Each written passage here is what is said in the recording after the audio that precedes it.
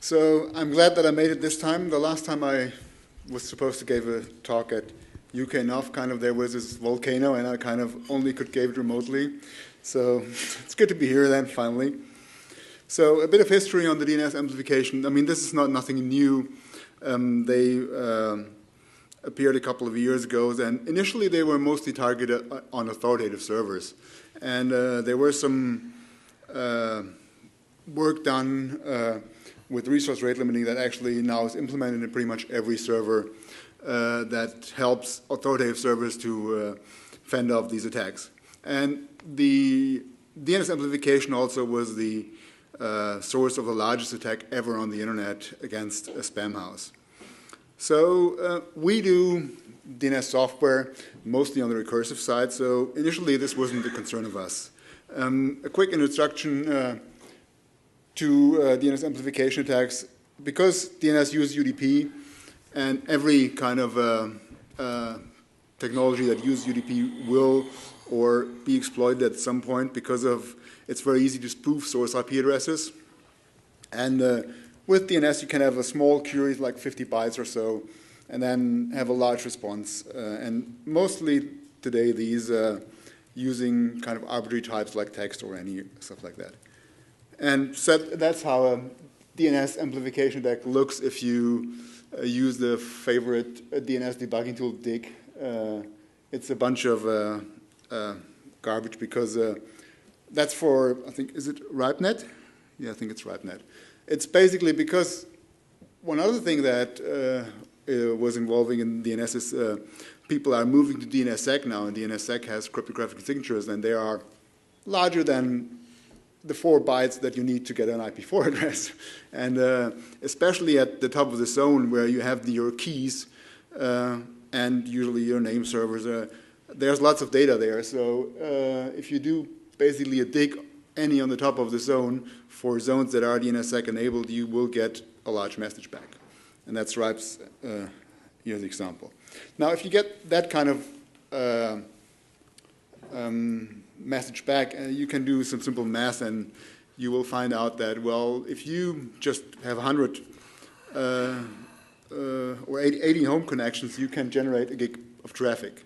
And that's really, I mean, botnets are much larger, so even with a small botnet, you can probably kill a 1 gig. The other problem that we have is if you, as a DNS server, answer these kind of traffic, you have about 40,000 packets of 4K size, and then your 1 gig pipe is full. And we have people now getting DNS servers on 10 gigs, but it's not very common. So you can also kind of easily take the DNS server out if you're doing that kind of attack. And so as said, initially, mostly with authoritative servers, then there are a bunch of open resolvers out on the internet. So the next wave of attacks was against open resolvers. And we had customers who used our software and the NRS was open, and we kind of basically liaised with them, and they closed it down. So the problem should be solved, at least for sort of our customers. But it isn't, because what we discovered then is actually that there are lots of kind of what I call open proxies out there on home gateways because of bad software or bad configuration. And the way this works is like this. So if you have a home gateway, the attacker can spoof the address, whatever he wants, and then basically sends the traffic to the home gateway. The home gateway.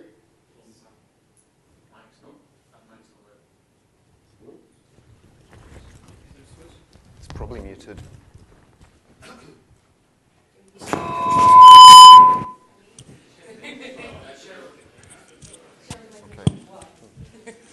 Hello? Okay.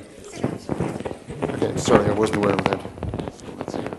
So you then basically send the traffic to the home gateway. The home gateway has a proxy. So the proxy basically exchanges the attacker's IP to its IP and then sends the traffic to the resolver of the ISP.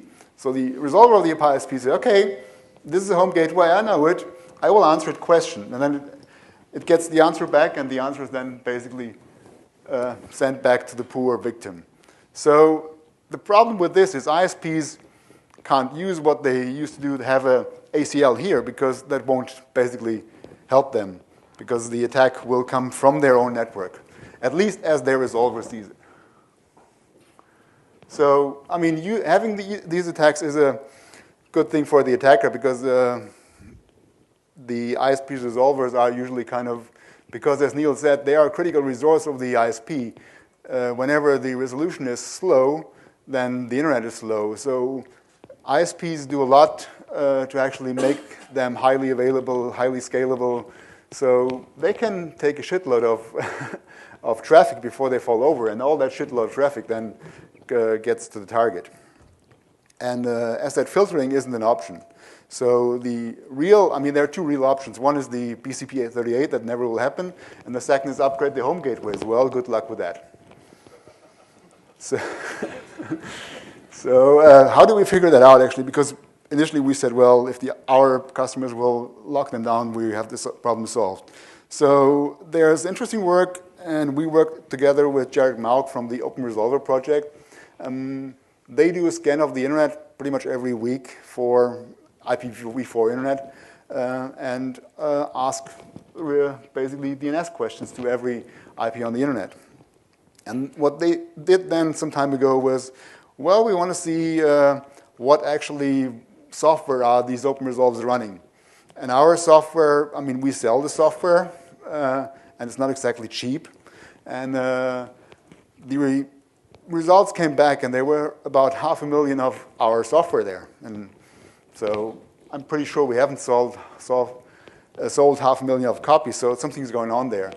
And what we find out is actually that these resolvers were not our software, but they were kind of used by the proxies to kind of forward the traffic to us. So how did we technically find that out? I mean, you can send a query to an open proxy or anything that answers this UDP port 53, and then have it give an arbitrary question. And I've set up a domain just for testing. And what I will then see on the authoritative server for that domain is actually the IP address of the last resolver that actually goes out to the authoritative servers.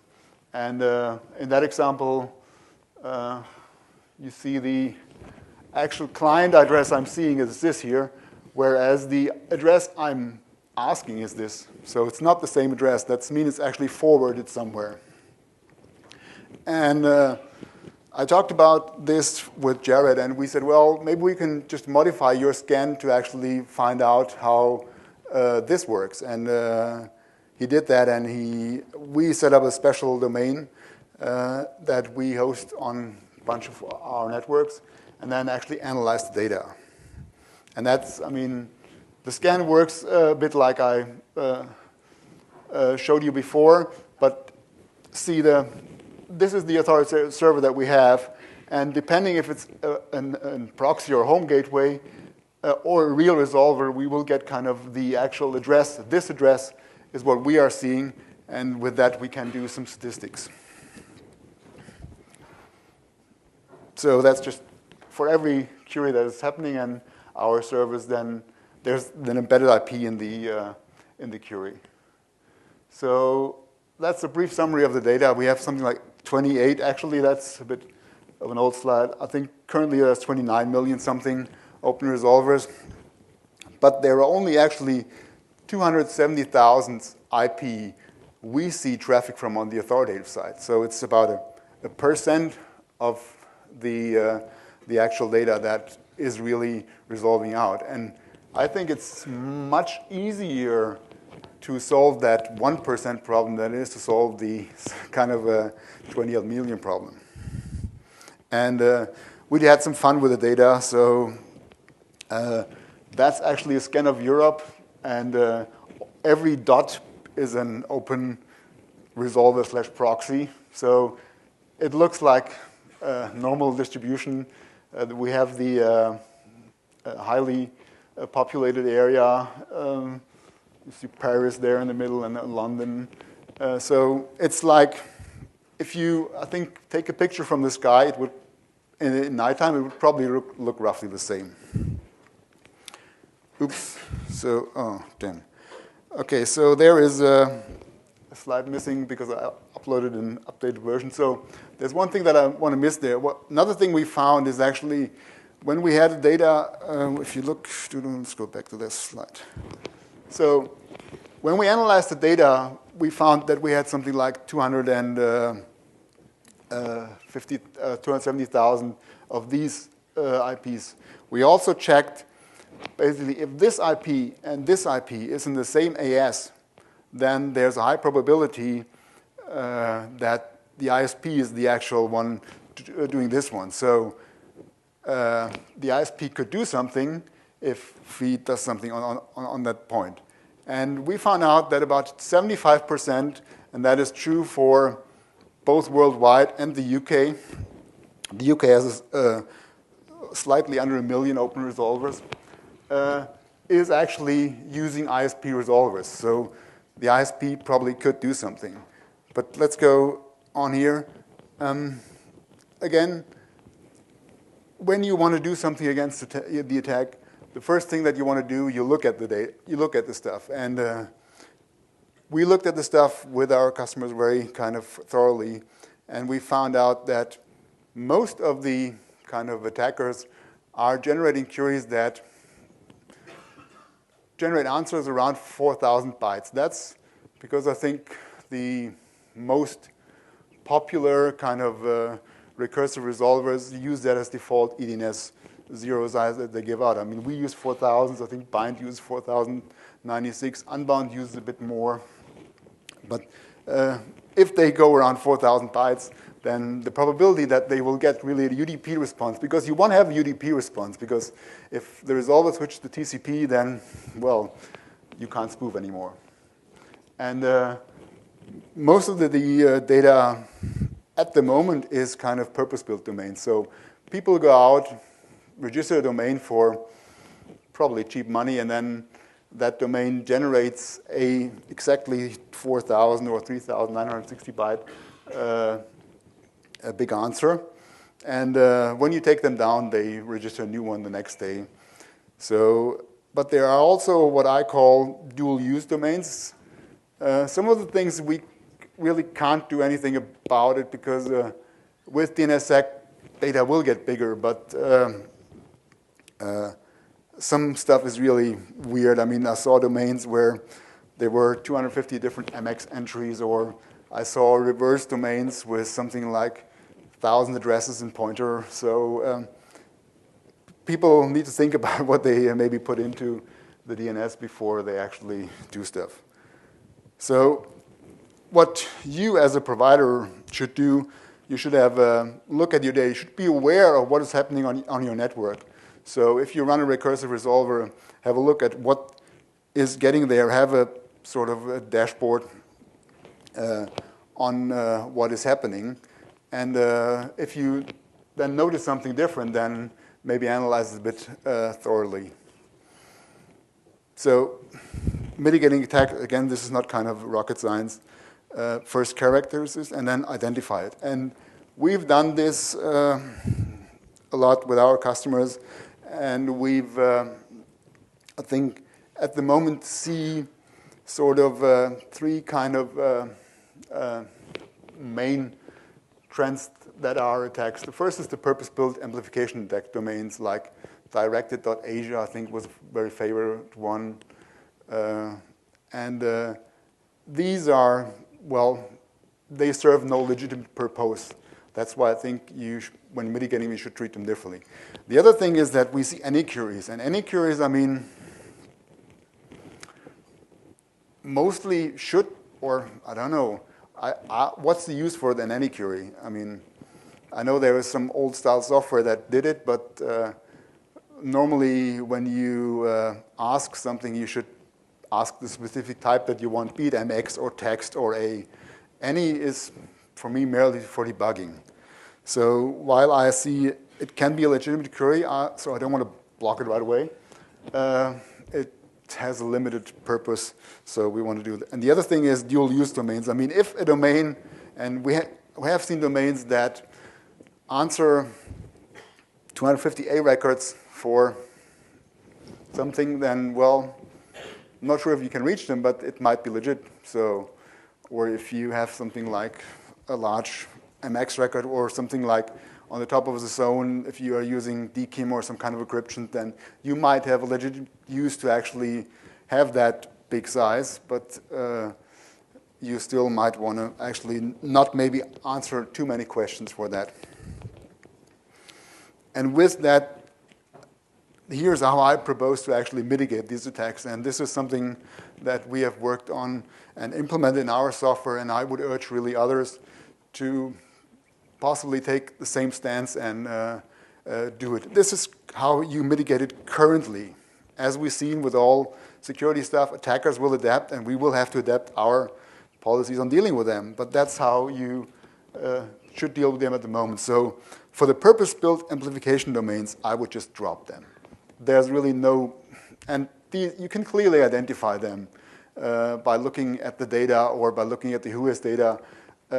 They were just sort of made for that. And if you discover them and you're sure this is not legit, I mean, if something like has A records, 250 A records, all 1, 2, 3, 4, 5, 1, 2, 3, 4, 6, I mean, that's, nobody would do that. So that, if you classify it as that, just drop the traffic.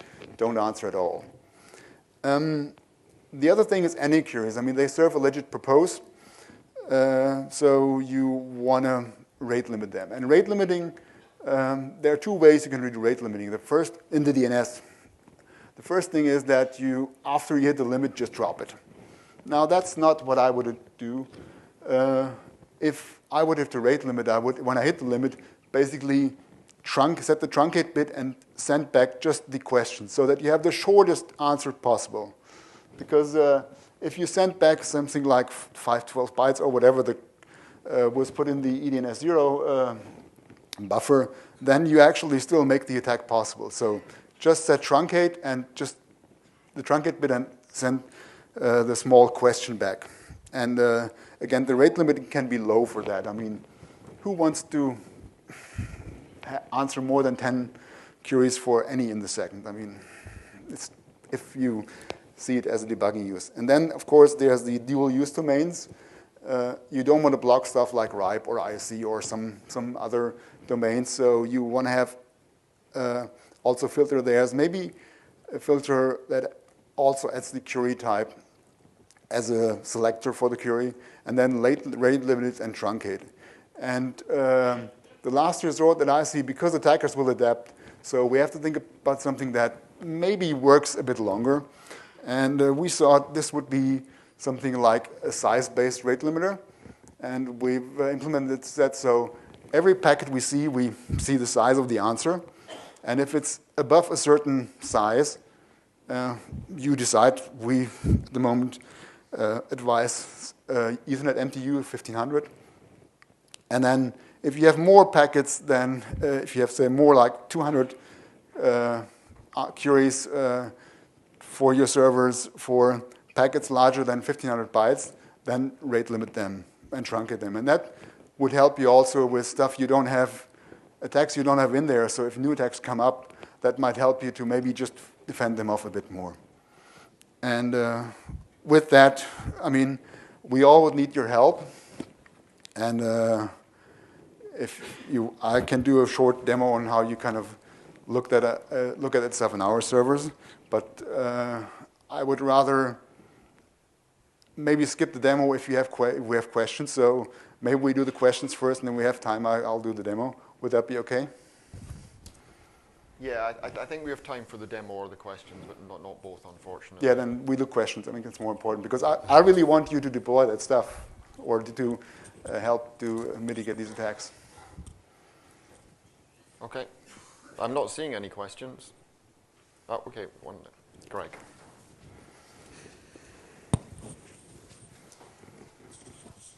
Hi, Greg Choules from 3. We're seeing an attack at the moment on our mobile broadband clients. It doesn't appear to be terribly clever in that all the queries originate from the same source port and with the same query ID from a specific source ID. So it's not really hitting us, it's hitting our clients, but it would appear to be absorbing their bandwidth, and so it's kind of a DDoS thing on them. One of the immediate things that occurred to us, and I think you touched on it there, was to essentially block incoming queries.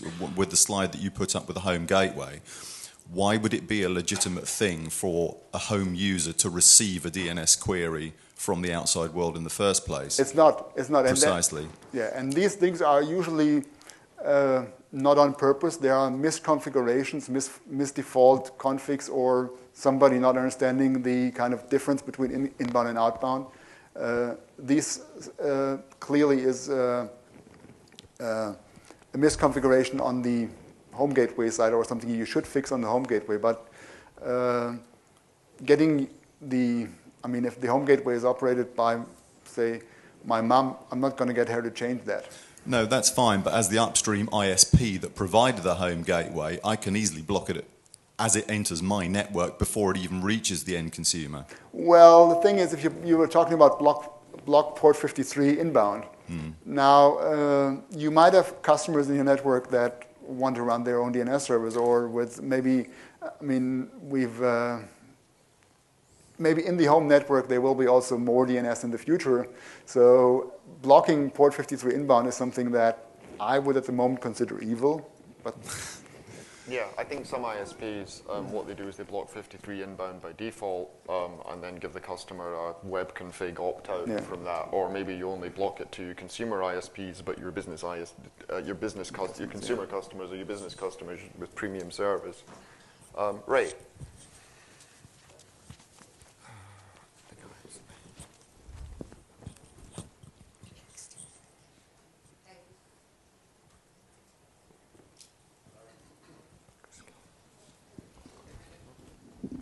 Hello? Oh, sorry.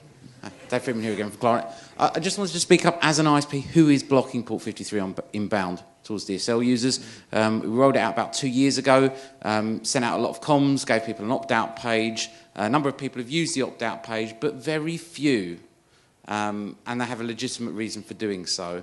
And this includes both residential and business users. Yeah, no, if you have an opt-out page, if you give the user a choice to actually run a DNS server still, then I'm fine with it. I just want to have, if you don't give them a choice, that's bad. Yeah, the problem is you don't have a choice about the CPU that they put at their site, which most of the time, back at that period of time, was usually a DNS, an open DNS resolver that you couldn't do anything about. And no matter how many times you communicated with these customers, that some particular customer bases would try and buy the cheapest but most functional CPU. It usually came with that problem. We found it very difficult to control. Okay. Thanks. Yeah, right, Nominum. I'd like to back up what Dave was saying. In my experience, back when I was running ISP stuff instead of DNS stuff, the bulk of these problems was the default configuration on various vendors' equipment. At the time, we were shipping Zyxel kit, which was particularly bad for this. The DNS proxy was open on the WAN port by default, and you couldn't even turn it off by going into the firewall settings in the web UI. You had to go into the low-level packet filters that you could only access via the Telnet UI to turn this off. So there was no way you could talk your grandmother through fixing this.